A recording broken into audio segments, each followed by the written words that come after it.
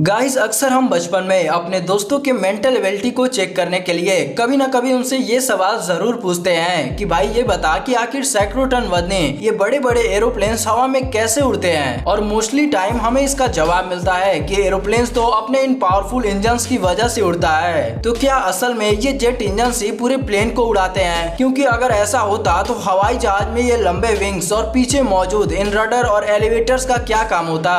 Aeroplane के उड़ने के पीछे का साइंस इतना भी आसान नहीं है जितना आज तक हम सोचते आए हैं। इन्हें उड़ाने में काफी कॉम्प्लेक्स फिजिक्स का प्रयोग होता है। पर आज के इस वीडियो में हम आपको एरोडायनेमिक्स के उस कॉन्सेप्ट को आसानी से समझाने की कोशिश करेंगे जिसके कारण एरोप्लेन हवा में उड़ पाता है। इसीलिए आप हमारे साथ इस इंटरेस्टिंग वीडियो में अंत तक बने रहें। चलिए सबसे पहले हम ये जानते हैं कि हवाई जहाज के कौन कौन से पार्ट उसे उड़ाने में सबसे मददगार होते हैं। प्लेन की तीन मेन पार्ट्स में एक है एरोप्लेन के विंग्स, जो पूरे हवाई जहाज के बॉडी का एक बड़ा हिस्सा कवर करता है और इनका मुख्य काम होता है प्लेन को हवा में लिफ्ट कराना और फिर हवा में उसका बैलेंस बनाए रखना।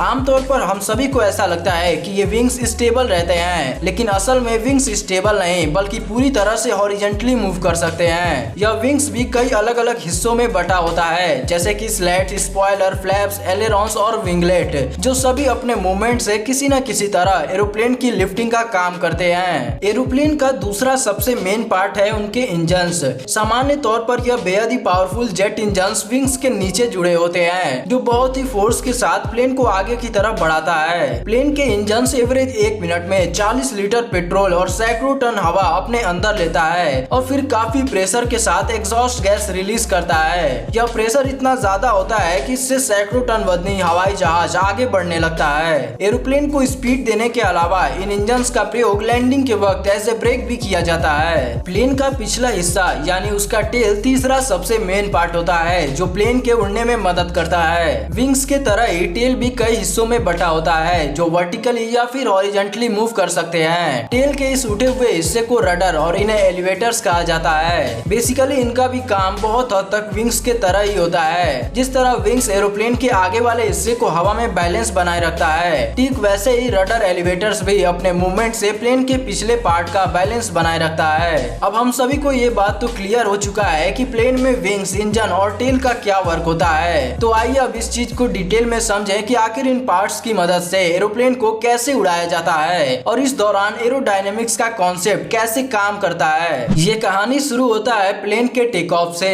प्लेन को टेक ऑफ कराने के लिए सबसे पहले सभी जेट इंजन्स को स्टार्ट किया जाता है। इंजन्स के शुरू होते ही उसके आगे लगे प्रोपेलर्स घूमने लगते हैं और फिर वो अपने सामने मौजूद हवा को बहुत ही प्रेशर के साथ अपने अंदर खींचता है। जब प्रोपेलर्स द्वारा खींची गई हवा इंजन के अंदर पहुंचता है तो उसमें से 90% एयर डायरेक्ट बाईपास एग्जॉस्ट के जरिए इंजन से बाहर निकल जाता है और बाकी 10% एयर कंप्रेसर से गुजरते हुए मेन इंजन के अंदर पहुंचता है, जहां सबसे पहले उस एयर को कंप्रेस किया जाता है। फिर फ्यूल के छिड़काव से उस एयर को बहुत ही गर्म और प्रेशराइज कर पतले नोजल से बाहर छोड़ा जाता है। और जैसा कि Newton third law of motion कहता है कि every action has equal and opposite reaction, ठीक वही चीज इस इंजन पर अप्लाई होता है। जब प्लेन के इंजन एक साथ इतने प्रेशर से हवा पीछे छोड़ते हैं तो उसके रिएक्शन में प्लेन उतने ही तेजी से आगे चल पड़ता है। एक बार रफ्तार पकड़ने के बाद एरोप्लेन के विंग्स का काम शुरू होता है। जब रनवे पर प्लेन काफी तेजी से चलता है तो विंग्स पर बड़ी मात्रा में एयर टकराते हैं और विंग्स के एयरफॉयल शेप के कारण प्लेन लिफ्ट होने लगता है। एयरफॉयल एक ऐसा अनोखा शेप है जिससे एयर टकराने के बाद स्प्लिट हो जाता है और विंग्स के ऊपर प्रेशर घटने के साथ ही नीचे की तरफ प्रेशर बढ़ने लगता है। प्लेन के नीचे लग रहे इसी एयर प्रेशर को बढ़ाने के लिए विंग्स के फ्लैप और एलेरॉन्स को नीचे करने के अलावा प्लेन के पीछे मौजूद एलिवेटर्स को ऊपर कर दिया जाता है, जिससे प्लेन के आगे वाले हिस्से के नीचे एयर प्रेशर बहुत बढ़ जाता है और उसके जो पीछे का हिस्सा है उस पर एयर प्रेशर घट जाता है। इन दोनों चीजों को साथ करने से एरोप्लेन को टेक ऑफ करने के लिए एक सही एंगल मिलता है और इसी कारण से प्लेन धीरे धीरे टेक ऑफ यानी लिफ्ट होने लगता है। एयर प्रेशर के इस कॉन्सेप्ट को आप और भी आसानी से बैलून की मदद से समझ सकते हैं। जिस तरह गुब्बारे में हवा भरने के बाद उसे छोड़ने पर नीचे की तरफ एयर प्रेशर जनरेट होता है और उसी प्रेशर के रिएक्शन से गुब्बारा ऊपर जाता है, ठीक उसी तरह एरोप्लेन के नीचे एयर प्रेशर के होने से प्लेन लिफ्ट होने लगता है। जैसे ही प्लेन टेक ऑफ कर पूरी तरह हवा में पहुंचता है तो उस समय एरोप्लेन पर दो नेचुरल फोर्स लग रहे होते हैं, पहला ग्रेविटी और दूसरा ड्रैग। ड्रैग। ग्रेविटेशनल फोर्स की बात करें तो ये फोर्स पृथ्वी के एटमॉस्फेयर में मौजूद हर एक चीज पर लगता है और इसी वजह से कोई भी चीज जैसे ही हवा में जाती है तो वो ग्रेविटी के कारण नीचे गिर जाता है। जब यही ग्रेविटेशनल फोर्स हवाई जहाज पर लगता है तो उसे रोकने का काम प्लेन के विंग्स और एलिवेटर्स लिफ्ट फोर्स पैदा करके करते हैं। ये अपने मूवमेंट से प्लेन के नीचे ग्रेविटेशनल फोर्स के बराबर ही एयर प्रेशर क्रिएट करते हैं, जिससे प्लेन हवा में अपनी उड़ान बरकरार रख पाता है और इसी उड़ान के दौरान उसे सामने की तरफ से एयर प्रेशर झेलना पड़ता है और इसी को ड्रैग फोर्स कहते हैं। ड्रैग से निपटने के लिए इंजन और प्लेन का खुद का डिजाइन काम आता है। जेट इंजन पूरे उड़ान के दौरान थ्रस्ट फोर्स यानी प्लेन को जोर से आगे की तरफ ढकेलने का काम करता है, जिससे ड्रैग फोर्स का कोई खास असर नहीं होता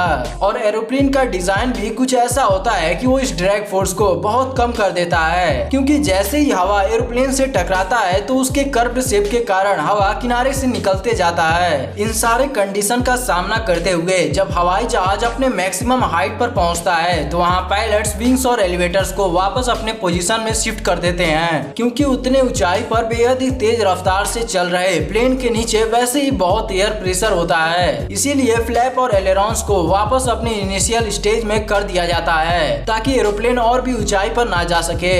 जिस तरह पक्षी ऊंचाई पर थोड़ा सा पंख मारकर बहुत समय तक आसमान में ग्लाइड करता है, बिल्कुल वैसे ही हवाई जहाज रफ्तार और ऊंचाई पाने के बाद ग्लाइड करता है और इन्हीं एरोडायनेमिक्स के कॉन्सेप्ट का प्रयोग प्लेन के टेक ऑफ से लेकर आसमान में उड़ाने तक किया जाता है। लेकिन इसी बीच आपके मन में ये सवाल भी जरूर उठा होगा कि आखिर उतने ऊंचाई पर एरोप्लेन अपनी डायरेक्शन कैसे बदलता है, क्योंकि ना ही वहाँ कोई सरफेस है जहाँ टायर्स की मदद से एरोप्लेन की दिशा बदल दी जाए। तो आपको बता दें कि जब भी पायलट्स को डायरेक्शन बदलनी होती है तब वे एक तरफ के विंग्स के एलेरॉन्स को नीचे और दूसरे तरफ के एलेरॉन्स को ऊपर कर देते हैं। इससे होता यह है कि एक तरफ एयर के हाई प्रेशर से एरोप्लेन उस तरफ से उठ जाता है, वहीं दूसरे तरफ एयर के लो प्रेशर से उधर का भाग नीचे की तरफ मुड़ जाता है, जिससे एरोप्लेन थोड़ा टेढ़ा होने लगता है और फिर वो धीरे धीरे अपनी डायरेक्शन बदल लेता है। डायरेक्शन बदलने के प्रोसेस में रडर्स को भी लो प्रेशर वाले एरिया की तरफ मोड़ दिया जाता है ताकि प्लेन का पिछला हिस्सा भी आगे वाले के साथ मुड़ता जाए।